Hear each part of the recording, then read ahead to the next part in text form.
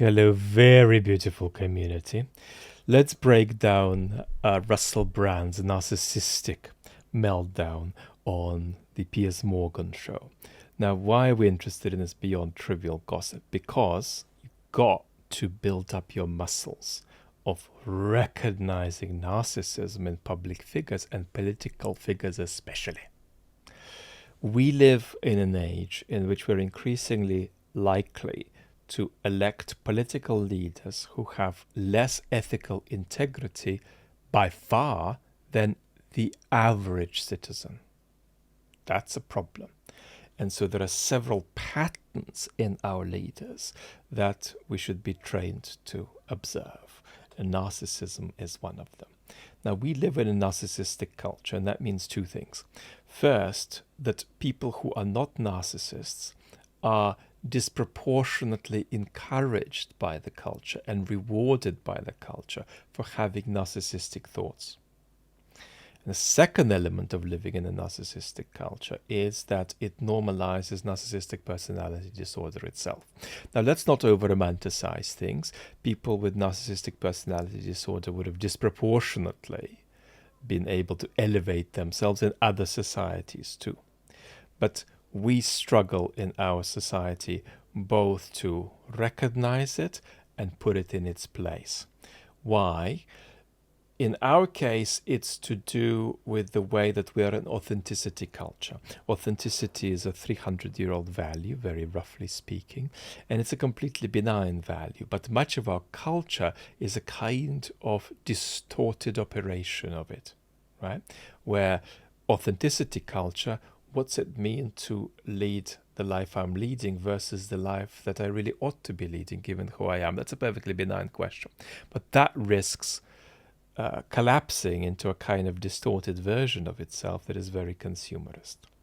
So, let's rock and roll, beautiful community. But first, in case you haven't spent a lot of time talking with me about narcissism, and almost all of you have, let me just make one very basic cartoonish remark. It's not narcissistic for somebody to have a high opinion of themselves or to elevate themselves. It's not narcissistic for Zlatan Ibrahimovic to be the 70th best player of all time and think he is the 7th best player of all time. That's not narcissism. It might be something that we might in pop terms call an ego trip, but it's not narcissism, because narcissism is not about emphasizing how wonderful you are. It's about not being able to hold the reality of other human beings. It's about living as though other human beings are not there. So if I sit here and I say, oh wow, I'm an amazing baby public intellectual, that might not be great in all kinds of ways, because there's a lot of ways in which I'm not good, a lot of ways in which I need to learn, a lot of ways in which I need to improve. But even if I just say the first thing, that I am great in some ways, that won't be narcissistic, because that's going to be tied to my sense of what I'm able and not able to give to you, to what I put into your tummy, to my sense of whether that's constructive or not. So my whole sense of me being good or bad is tied to my sense of how what I'm doing is contributing to you. And therefore, even if I go on about myself too much, that might be uncool, but it's not going to be narcissistic, because narcissism is not grasping the reality of other people around you. All right, let's rock and roll. I'm going to press screen record and go. Save your best lines. Look, I know we're both English, but do you mind if I try? Sure. Before. Sure. Oh God, help us have a. My fears are that I'll be somehow a disappointment to Piers, or that this will become not in your spirit. So let's translate that I'll be a disappointment to Piers.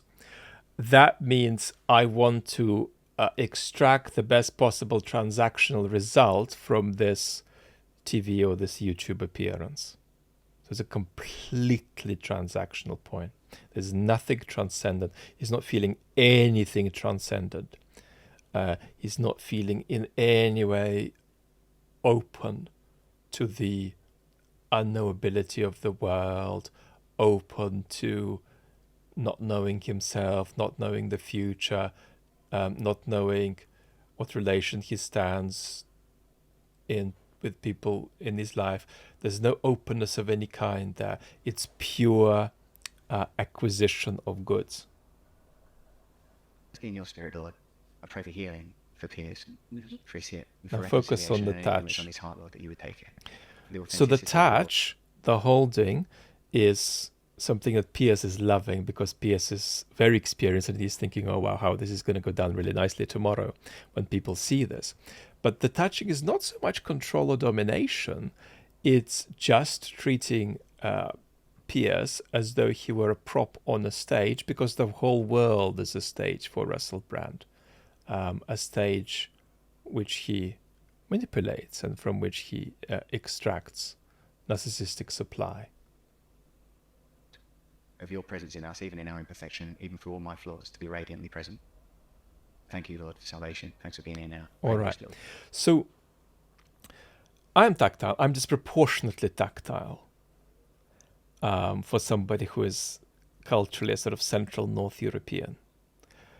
But when I used to kiss my close male friend, one of my two greatest friends in my life who died 15 years ago, on the forehead when I said goodbye to him, that was constructive tactility. It was playful tactility. It was about love and protectiveness, right?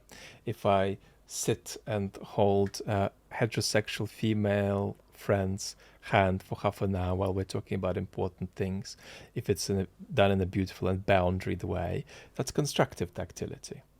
Might be a bit unusual for Northern Europe, but that's constructive tactility. This is not just toxic tactility in the sense that it's unhealthy, it's also extremely contrived toxic tactility. It's not that Russell has sat there and his hand naturally extended.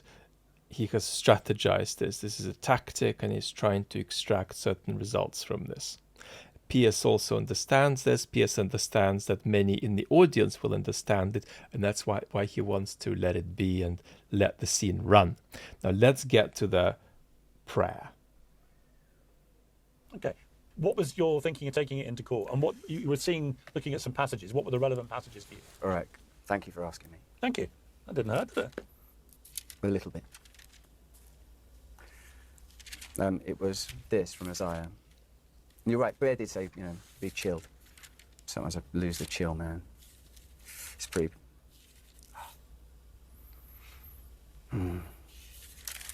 It's this.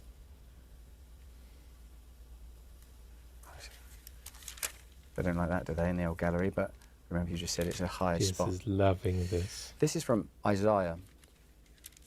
By the way, the book of Isaiah has a line about not bringing meaningless gifts, about not turning a fast into a showy ritual.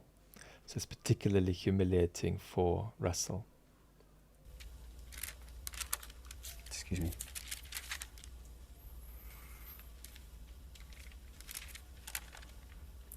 Man, I'm not mark it before.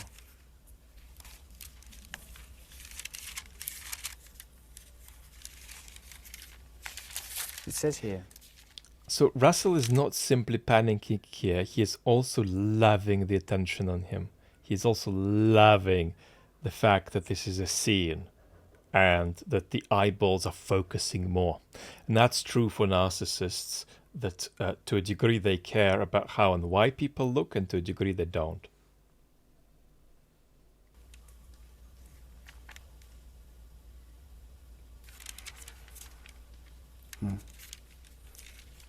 The verse that I was looking at that day was not this. I can't actually find the verse that I had that day. So I am the first person to empathize with stupid lapses in public when people completely forget what they're doing, who they are.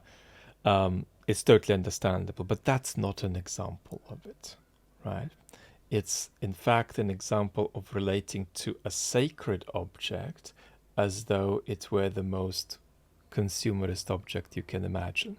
And our question arises, is Russell's several-year-old religious trip something that he has made up because it's important to convey a certain impression in public? Or does he, to a degree, believe in it now? The answer is actually neither. He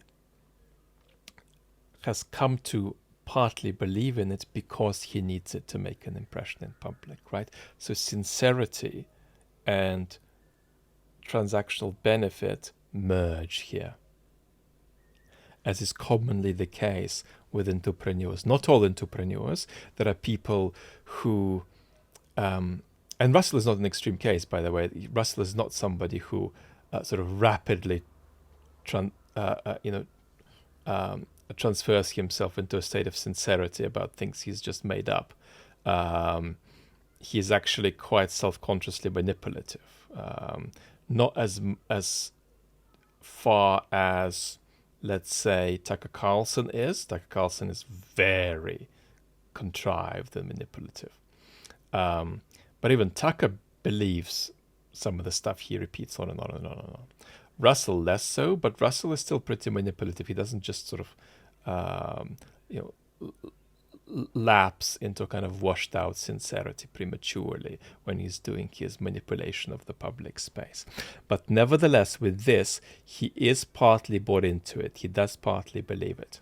But that's not some kind of vindication. It's rather that he has come to believe in it in virtue of prancing around and saying he believes in it for a very long time.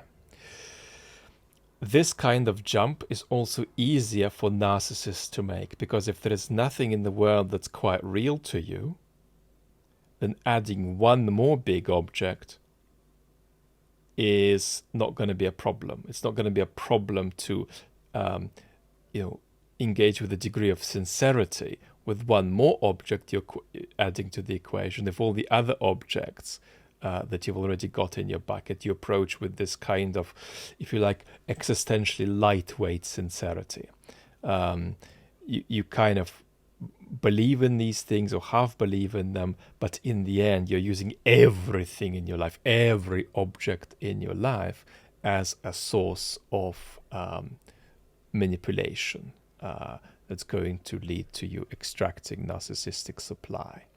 So it's quite easy, because Russell doesn't hold anything at all, to hold religion in the way he holds other things which he doesn't really hold. This is also a wonderful commentary on consumerism in our culture, on how much spirituality and consumerism are fused in our culture, and how much actually not people who are ethically unlovely like Russell and who have a personality disorder, but people who actually have a lot of good qualities still get lost in a spiritual journey that becomes too consumerist. Right? Most spirituality on Instagram, I'm afraid to say, is consumerist. Most spirituality on Instagram is about shopping and buying, right? And gathering gadgets. That's really what's going on. So I'm exploring the world, and my place in it is actually, in most cases, I'm afraid, reducible to just purchasing shit. Liking something tacky and buying it on Amazon. So there's some kind of, as Werner Herzog might say, ecstatic truth to these 2 minutes of Russell fumbling, because they show in an intensified form something that is fairly ubiquitously in a lighter form present in our culture, and that is this kind of interpenetration of consumerism and spirituality. Lots of love talks and beautiful community.